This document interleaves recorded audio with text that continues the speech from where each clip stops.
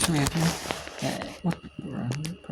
another part of the we have the final part we have ending of the Wall State and Murray State game.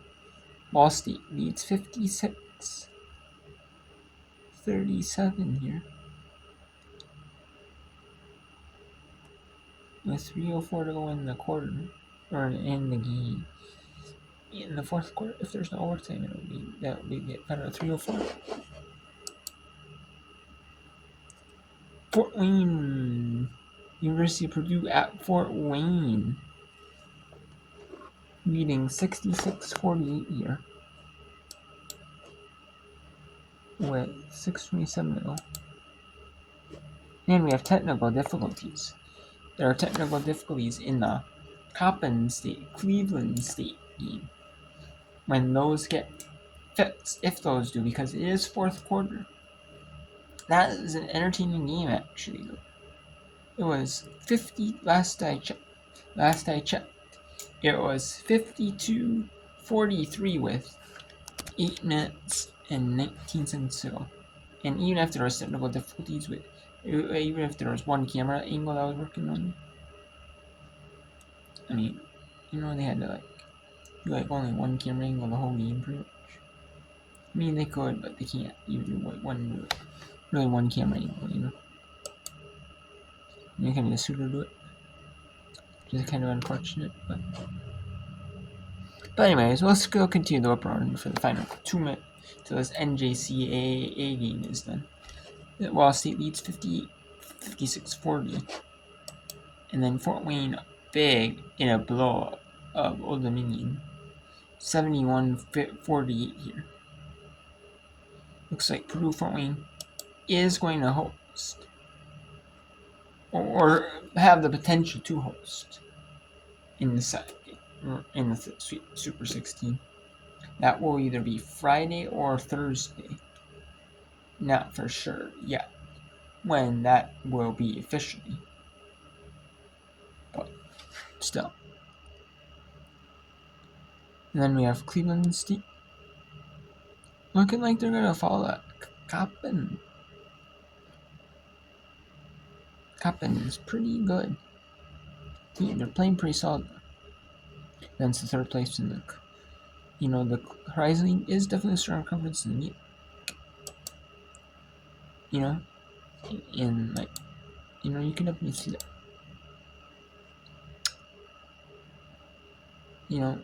With Purdue Fort Wayne, but I mean, still playing pretty strong, pretty solid.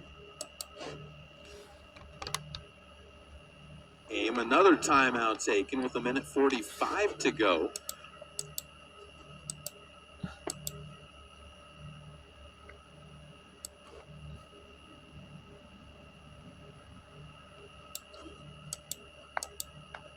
There are only 2 games in right now.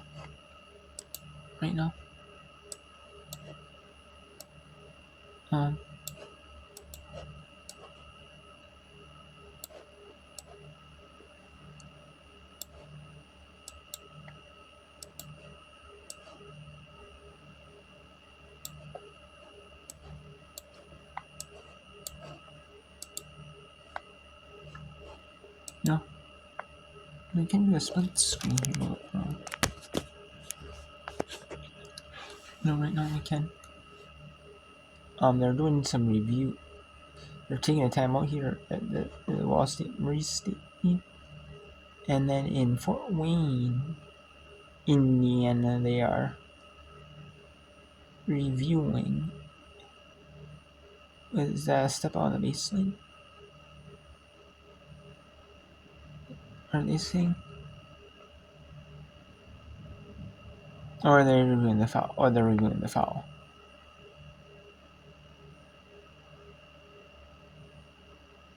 Oh, who is that? Is it an offensive foul? Is it a defensive foul?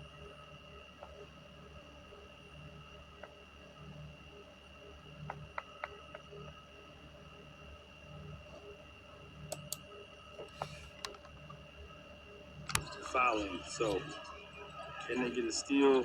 If they foul, will they miss free throws? Tinker is the final outlet that breaks the press.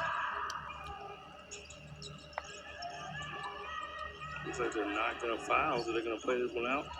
15 seconds left. You don't want to foul. Now they do get the steal. Then they convert. Quapaw up ahead, leaves it off the side. There's the contact against Sanders. Now, yeah, also, Sanders just her third foul. Quapaw was one of 3 on the court with 5 points, trying to break that 3-way tie. So, sophomore trying to make the most of her final minutes on the court.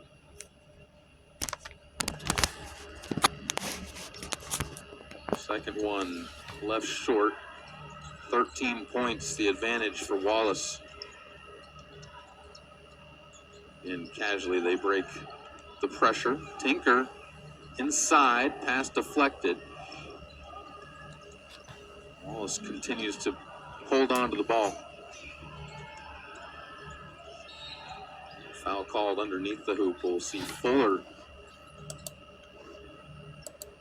pick that one, get the ball into the end line. Still no off ball now. With that being the 5th foul, it will be free throws as Garcia picks up her 4th.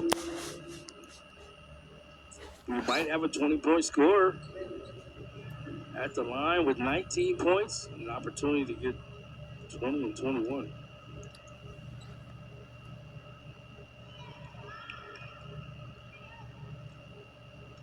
I have Nostradamus sitting next to me. Oof, I've never met him. Tell him I said hello. Garcia brings it up after the miss. And the tip ball around picked up again by Sanders to take another 30 seconds or another chunk or so off of the clock.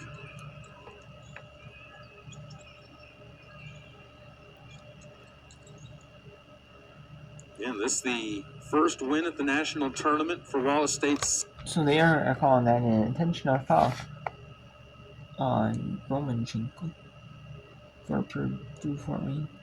So that's what they were doing. And they called it an intentional foul. So an intentional foul. You can foul, like, like at the end of the games more often. It is kind of intentional. But, the refs know that, and they kind of let it go a little bit. I mean, yeah, they could call all those intentionals, like, they are intentional, but they're not, like they're within, like, the string of play, fouls. Or maybe they just don't call it as intentional, like truly intentionals. They're not, you know what I mean? They're not, like fouls that are, like, wide open court fouls, Fouls, and they're, like, wide open, down the zone. I guess it's kind of subjective, though, what an intentional foul is, but it's not, kind of subjective, though. Yes,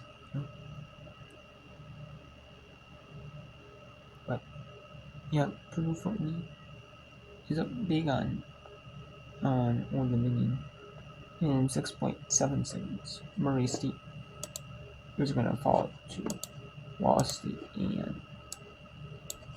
and then you got Northwest Florida State, the number 3 seed at the NCAA Division I Women's Basketball Tournament, the national tournament. They're going to be playing number 14 seed. Murray State, no. They are not going to be playing number 14 seed Murray State. They're going to be playing number 19 seed. They're going to be playing Wall State. They're going to be playing Hammondsville campus of Wall State. And Cameron Sanders is the Jersey Mix-Ups player of the game.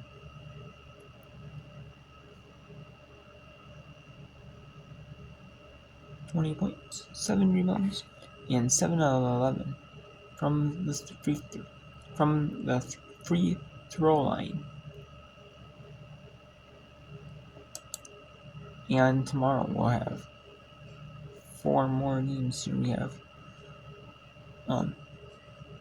starting with game on the left side. We start with game 5. We have the 9 seed Sheldon South Plains taking on the 24 seed Monroe University. Sheldon's in the 10 a.m. local, and then which is Mountain Time. And then the winner's going to be playing at 10 a.m. local on Friday, Sheldon State. Then we go to the right side bracket. The E10 to the Eastern Zone and the 23 seed of Hervey. At 12:15 p.m. Mountain. The winner plays McLennan at 12:15 p.m. on Friday. And then we have the game 7. We have the 12 seed Florida Southwestern against the 21 seed Itawamba, and the winner plays 5 seed Mexico at 2:30 p.m. Friday, and the game 7 is at 2:30 on Wednesday. And then at 4:45 local tomorrow, the 11 seed Hutchinson against the 22 seed South Georgia Tech. The winner plays Three Rivers, the number 6 seed, at 4:45 p.m. on Friday. Then there's still technical difficulties between Coppin State and Cleveland State. Although I can get you an updated score here. Oh, we are back. The technical difficulties have been fixed here at Cleveland State. So we have Coppin State 58-53. I was going to get you a score and end the whip round. However, the technical difficulties have been fixed. So Cleveland State looking for a comeback here. They were down 52-43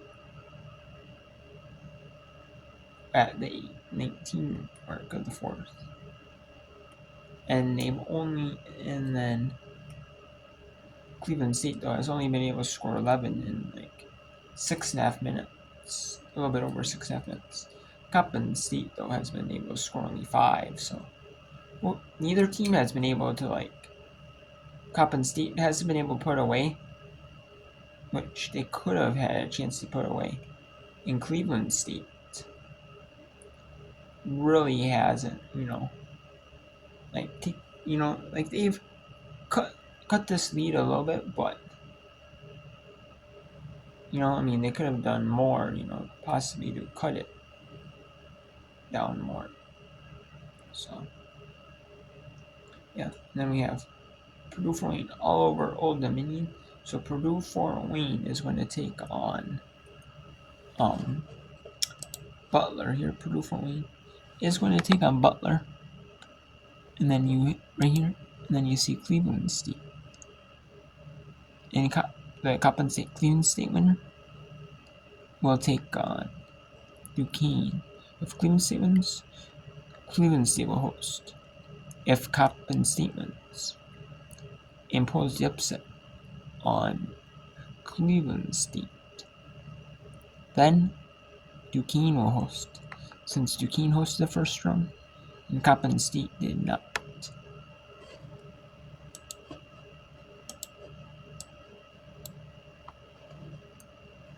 Well, let's go to Coppin State at Cleveland State now. This is the game that's on the wire exciting. 1:20 to go in the fourth.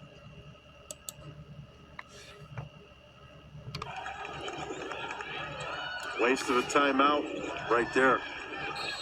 That's a travel she did. That's a good call. Tyler Gray dragged that pivot foot.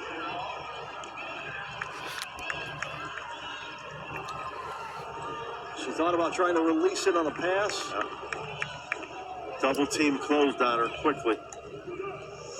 1:11 to go. Vikes down by 4. They got to have it.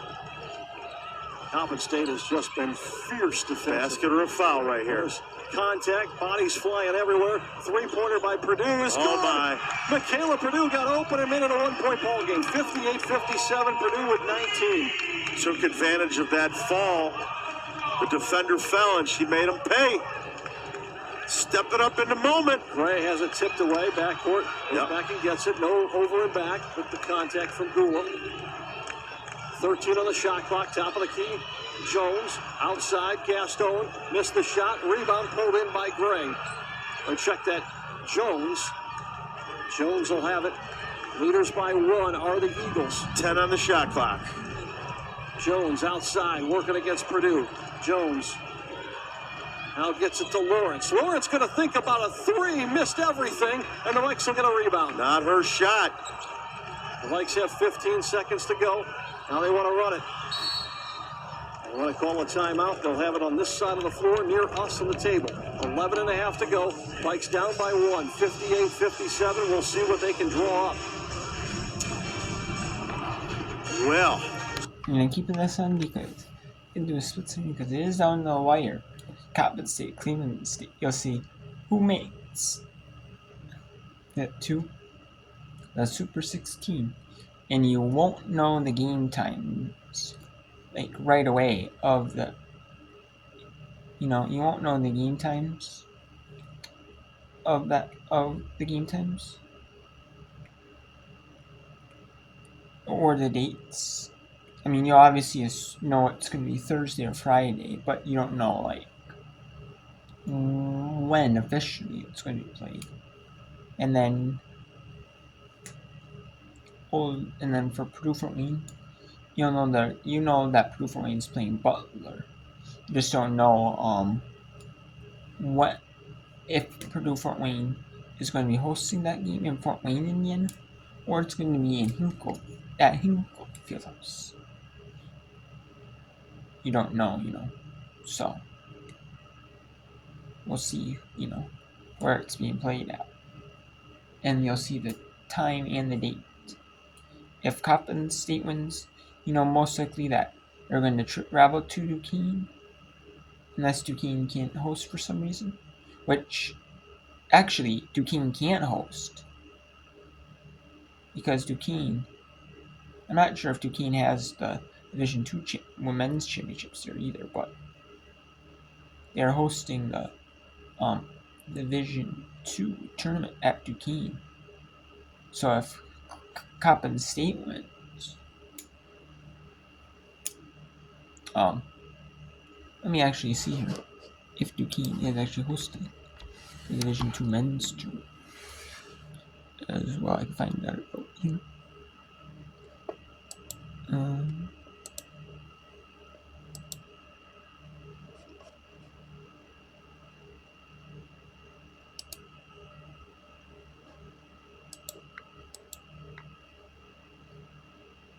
I can find that out here.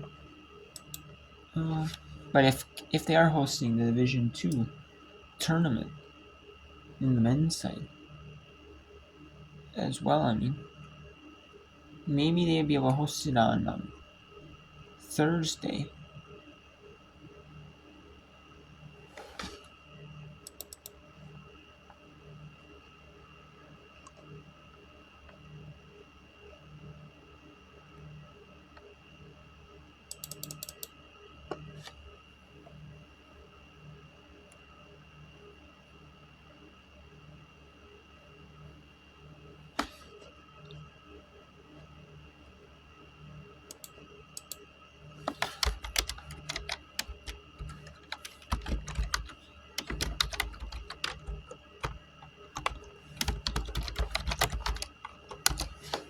It in and wrapped up immediately is Jones with There's one. 1.3 seconds to go.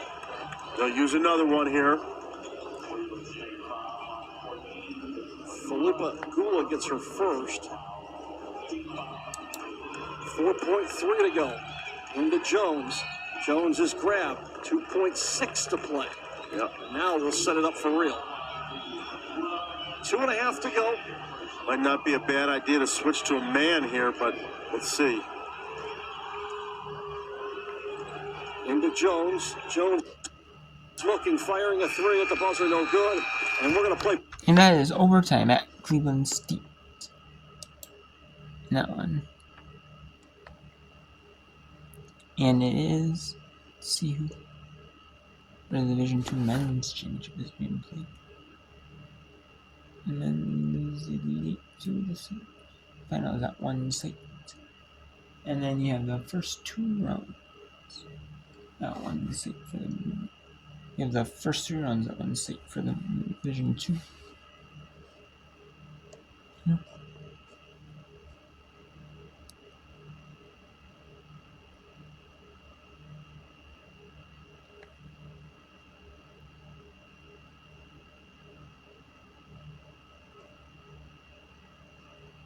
Yeah, it's at Evansville, Indiana, Ford Center. Okay, so it is not at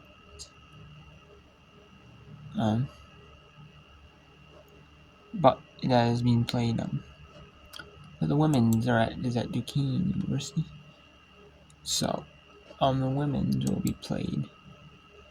So it depends on what day it's. If it's Thursday, the women they might host. If they might host the game on Thursday, they might just leave the court the way it is. Honestly, they might have it. Just have the court the way it is, and just leave the court the way it is, and host it on Thursday. With the Division II branding, the branding they have and all that stuff for the Division II tournament on the court. And they added to the, put some of the old tiles out of the court, and added the WNIT, like they added the WNIT branding in. Or they just, or they just, I think they could just leave the court the same and just host the Super 16 WNIT game, or they just forfeit the hosting rights because they are hosting. They could just forfeit the Super 16 hosting rights because of they are hosting the Division II semifinals tomorrow and the championship on Friday. So they could just forfeit their hosting rights. If it depends. If it's being played Friday, they'll have to forfeit their hosting rights. If it's Thursday, they might still be able to host, but we'll see. They might not host even that game because of the fact that they're hosting Division II, so Elite 8 to the 4, and then they also have the first 3 rounds at Campus 6, and they have that one quad, so for that one. So in the whip round tomorrow, we will have the NJCA, the 8th and final first round game, and the 8th game of the tournament. And then we'll have the individual and NJCA tournament, national championship tournament, national tournament. Then we will have the ending of the first Division II semi, in the start of the second Division II semi from Duquesne University in Pittsburgh, Pennsylvania.